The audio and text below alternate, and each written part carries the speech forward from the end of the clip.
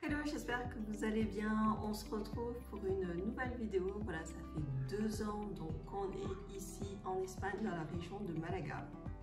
Donc je vais faire avec vous un bilan de ces 2 années. Déjà, je vais vous remercier à tous parce que vous avez regardé mes vidéos, vous avez liké, vous avez commenté, vous vous êtes abonnés. Plus de 200 personnes sont abonnées à ma chaîne et ça me fait énormément plaisir. Merci beaucoup. Je ne pensais pas que j'arriverais à 200 personnes, honnêtement. Si j'avais 10 personnes, c'était déjà bien.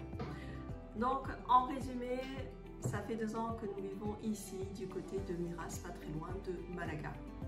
On a décidé d'avoir cette expérience en Espagne, de changer d'air, et ça faisait un petit moment que ça nous trottait dans la tête. Donc, on est arrivé il y a 2 ans et on avait des étoiles plein la tête, tout simplement parce que je pense que comme la plupart des gens, quand on a envie d'aller vivre dans un nouveau pays, tout est beau, tout est rose. La première année a été vraiment extra. Au niveau du temps, il a fait beau, on avait de magnifiques couchers de soleil. La petite était à la maison, donc je faisais de l'école avec le CNED. Le CNED, honnêtement, si vous vous posez la question, c'est très costaud, je dirais. Donc, mais c'était super bien, ça nous a permis de voir un petit peu ses faiblesses et puis ses qualités. On a pu reprendre tranquillement. Et après, donc, on a déménagé parce que l'appartement que nous avions, tout simplement, c'était une location sur 10 mois. Et après, pendant les 2 mois, le propriétaire reprenait donc son appartement pour pouvoir en profiter. Sauf qu'en Espagne, quand vous arrivez surtout sur la côte, je dirais Malaga-Andalouse, les prix sont très élevés et on ne pensait pas quand on est arrivé que ça serait aussi cher.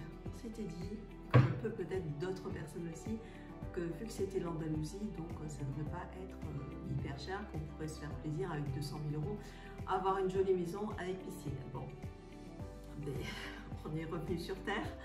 Et non, c'est vraiment très compliqué.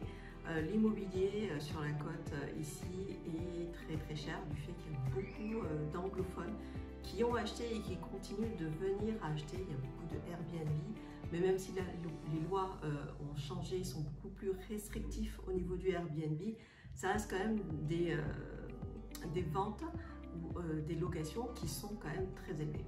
Donc voilà, là, à Los Pacos, qui est le coin des Finlandais à Fuengirola, on était à 1 000 € par mois. Et ici, on a eu beaucoup de chance, on est à 816 €, vous voyez.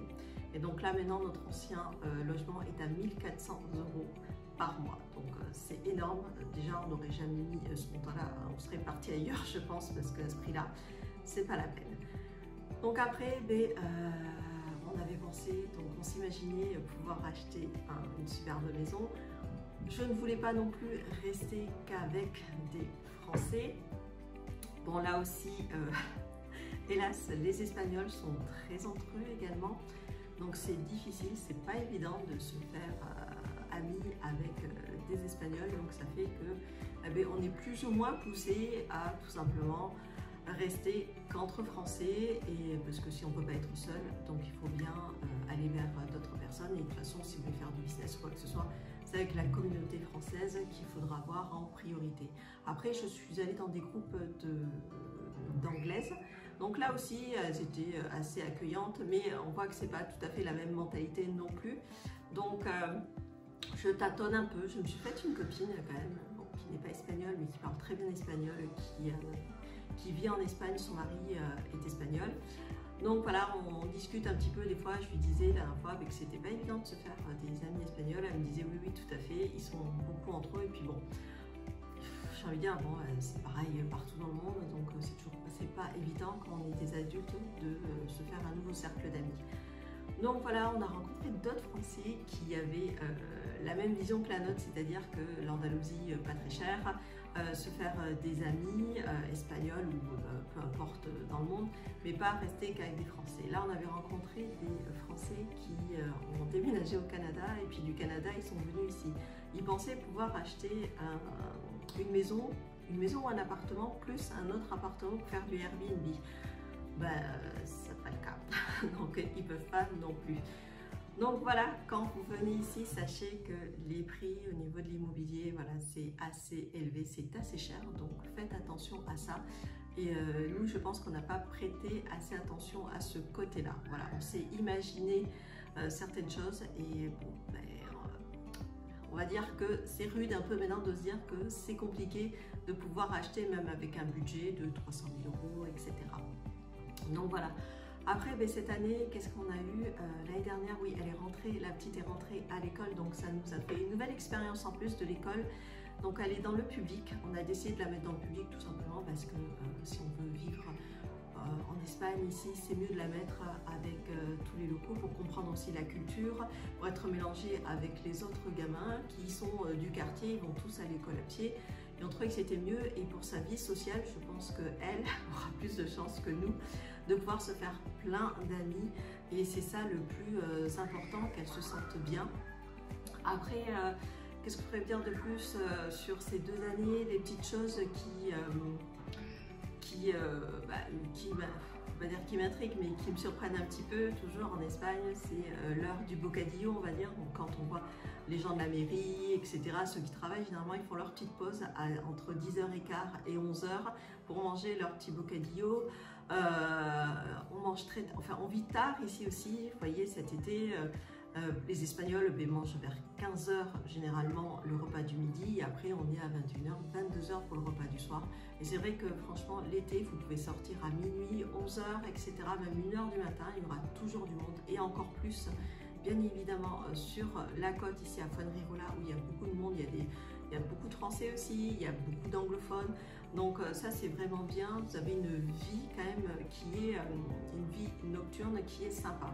Pour les enfants aussi, ils sortent souvent en groupe, donc voilà, ils vont tout seuls. C'est vrai que nous, cette année, oui, pendant les vacances, on a laissé sortir un peu avec une copine toute seule.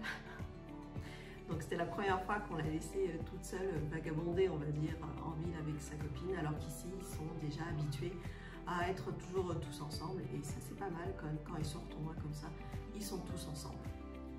Donc voilà, après il y a des petites subtilités, on va dire que en Espagne ils n'ont pas le même rapport sur certaines choses. Vous voyez, vous avez des boutiques par exemple pour adultes avec des vêtements et certains jouets qui sont j'ai envie de dire, où tout le monde peut le voir, c'est pas du tout caché comme vous pourrez peut-être avoir chez nous, c'est un peu plus caché. Ici, vous voyez la vitrine, vous voyez ce qui est écrit, vous savez tout, vous savez dans quel magasin vous allez. Donc voilà. Après, en Espagne, les filles sont plutôt assez libres de porter ce qu'elles veulent. Donc ça, c'est bien. Elles sortent, elles se font pas embêter par les garçons ou quoi que ce soit. Après, bon, il y a toujours des relous, hein, donc voilà. Mais sinon, en règle générale, tout se passe bien ici en Espagne. Par contre, le niveau du coût de la vie a légèrement augmenté. Donc, quand on fait les courses, on voit qu'il y a une augmentation de quelques centimes, de 10, 30 centimes, voire 1 € sur certains produits. Nous, on va souvent au Mercadona, et c'est vrai que sur des produits qu'on prend régulièrement, on peut constater que ça a pris 30 centimes, 5 centimes et tout ça. Donc, voilà. Après, pour le travail, qu'est-ce que je voulais vous dire? Voilà. Quand vous décidez de venir vivre, là je vous dis en Espagne, mais peut-être dans un autre pays, c'est d'avoir un plan B au cas où. Parce que des fois, on arrive, on se dit, voilà, ça va marcher, ce plan A là, il faut que ça fonctionne.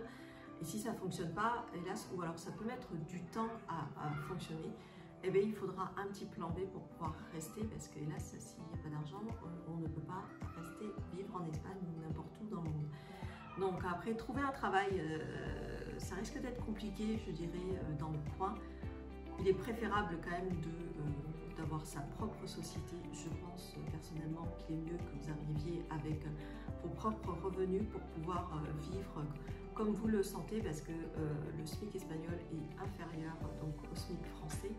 Et vu le prix des loyers ou de l'achat de la maison, ça risque d'être difficile de pouvoir profiter pleinement, parce que bon, si c'est pour galérer, j'ai envie de dire, ici, autant rester en France si c'était beaucoup mieux, quoi.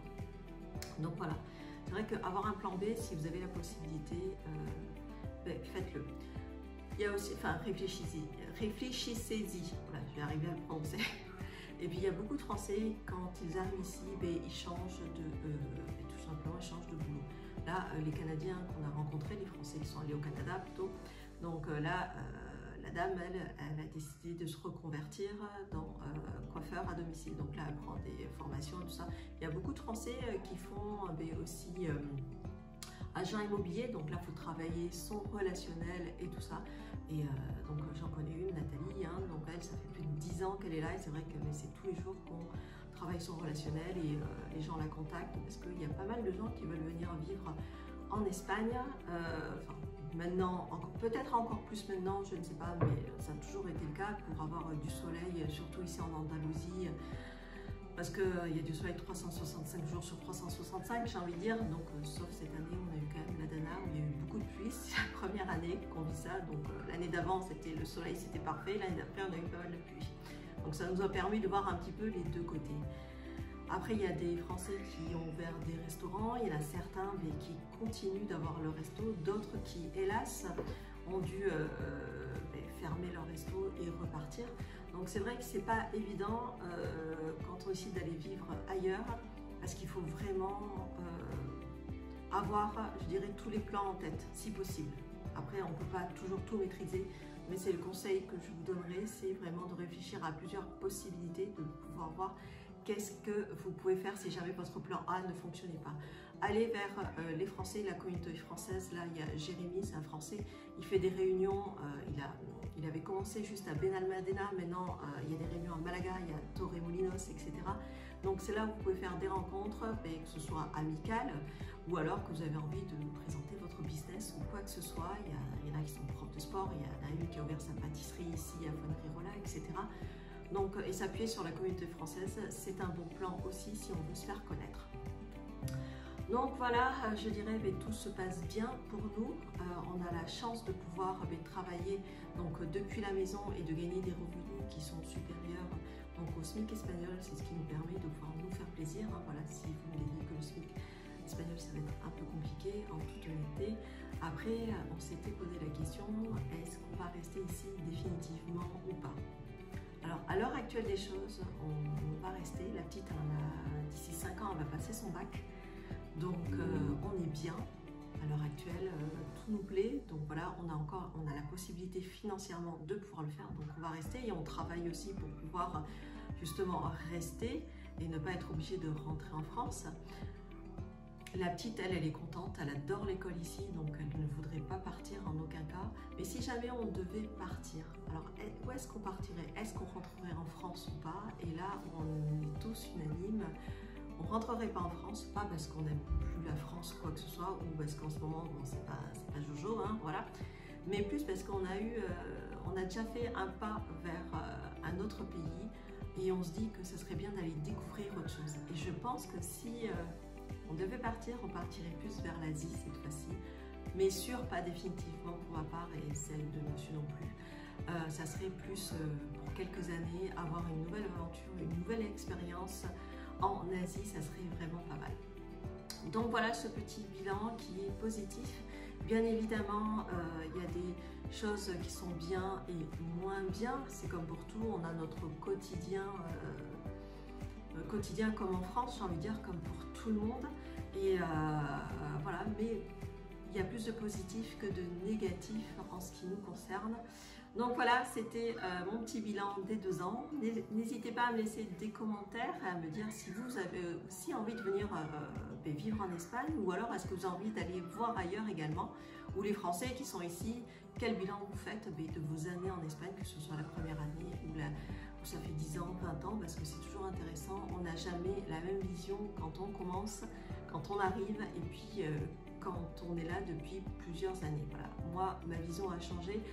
Au début, tout est beau, tout est rose. Après, c'est comme partout, tout simplement, on voit des petites fissures, on se rend compte des petites difficultés qu'il peut y avoir qu'on n'imaginait pas forcément. Et c'est à ce moment-là, je pense que quand on a vu ce qu'il y a de bien, de moins bien, qu'on peut se dire, ouais, malgré tout, ce qu'il y a de moins bien, j'ai envie de rester ici pour continuer mon aventure. Ou alors, si ça ne nous convient pas, c'est pas grave, on peut rentrer en France ou alors partir ailleurs. Donc, je pense que ça, c'est important, c'est enrichissant, que ce soit pour les adultes ou même pour les enfants. Voilà, je ne vous retiens pas plus longtemps, donc je vous dis un grand merci encore une fois de vous être abonnés. N'hésitez pas à laisser vos commentaires, c'est avec plaisir que je vous répondrai et je vous dis à très bientôt. Ciao, ciao tout le monde!